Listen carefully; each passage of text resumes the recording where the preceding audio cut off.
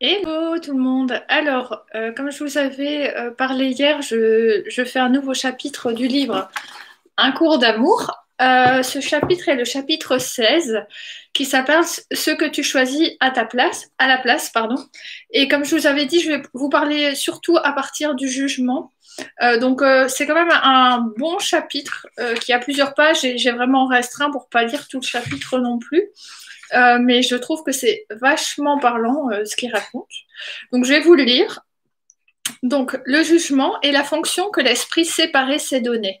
C'est là qu'il dépense toute son énergie, car il faut un jugement constant pour maintenir le monde que tu vois.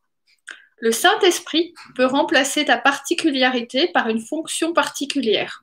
Mais tu ne peux pas remplir cette fonction tant que tu choisis le jugement lui-même pour ton propre rôle. Seul ton cœur peut te mener au pardon qui doit vaincre le jugement. Un monde pardonné est un monde dont le fondement a changé de la peur à l'amour. Ce n'est qu'à partir de ce monde que ta fonction particulière peut être remplie et apporter la lumière à ceux qui vivent encore dans les ténèbres. Enfant de Dieu, vois-tu combien il est important d'écouter ton cœur. Ton cœur ne veut pas voir avec le jugement ni avec la peur. Il t'appelle à accepter le pardon pour que tu puisses le donner et regarder désormais le monde pardonné avec amour. Je répète à nouveau que la raison ne s'oppose pas à l'amour comme ton esprit divisé voudrait te le faire croire. Car ton esprit divisé juge même l'amour et s'y oppose sur le simple fait que l'amour ne juge pas. Tu peux voir ici la valeur que tu donnes au jugement qui va jusqu'à la notion ridicule que tu puisses juger le jugement lui-même. Tu t'estimes capable de bon comme de mauvais jugement et tu considères l'amour comme étant incapable des deux. L'amour semble opérer de lui-même à part de ce que ton esprit voudrait le voir faire. Et c'est pourquoi tu en as peur alors même que tu y aspires. C'est ce que l'esprit divisé appellerait la raison. Un monde dans lequel il y a deux côtés à toute chose et deux côtés qui s'opposent l'une à l'autre. Comment cela peut-il être la raison? La vérité ne s'oppose à rien, l'amour non plus.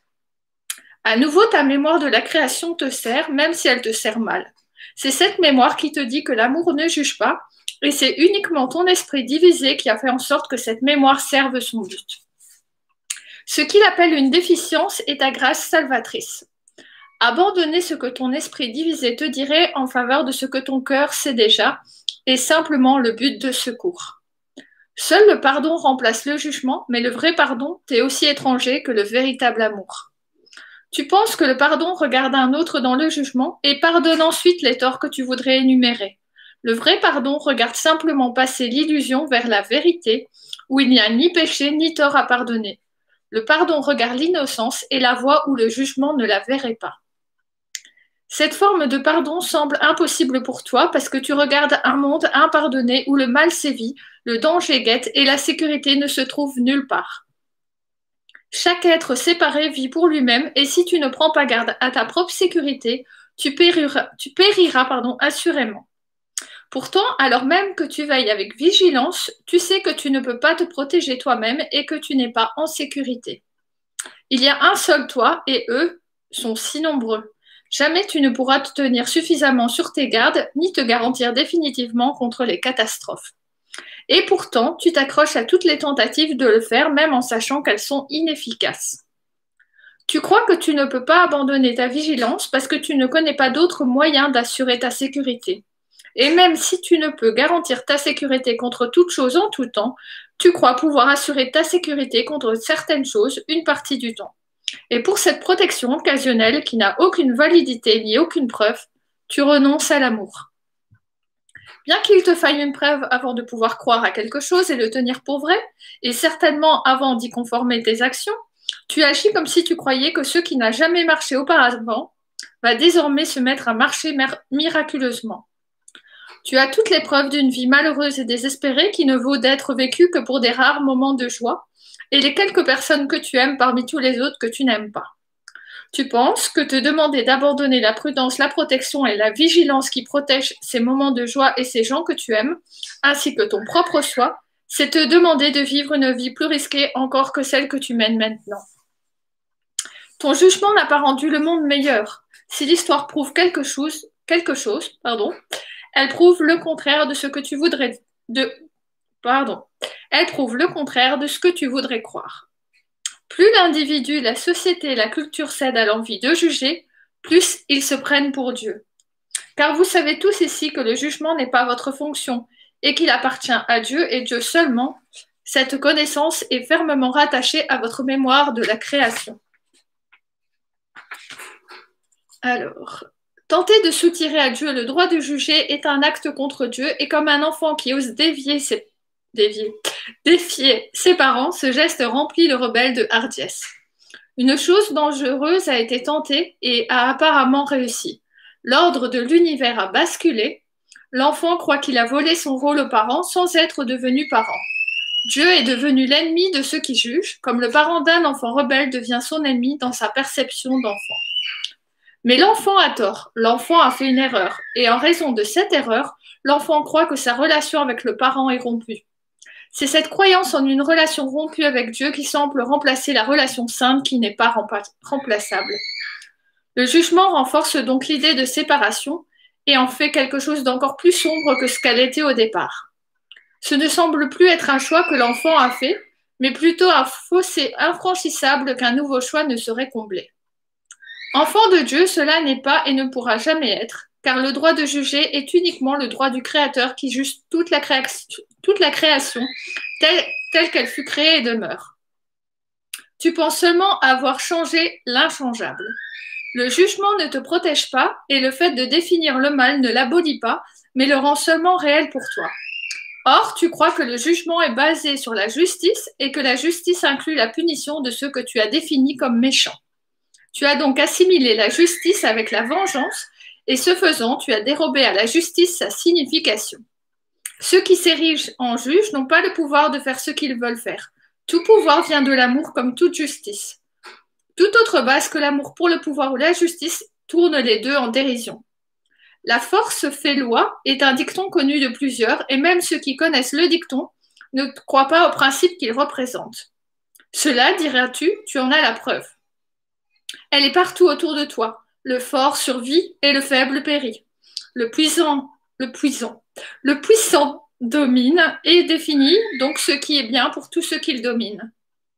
Ceux qui sont au pouvoir sont ceux qui font les lois et ceux qui n'ont pas de pouvoir doivent leur obéir.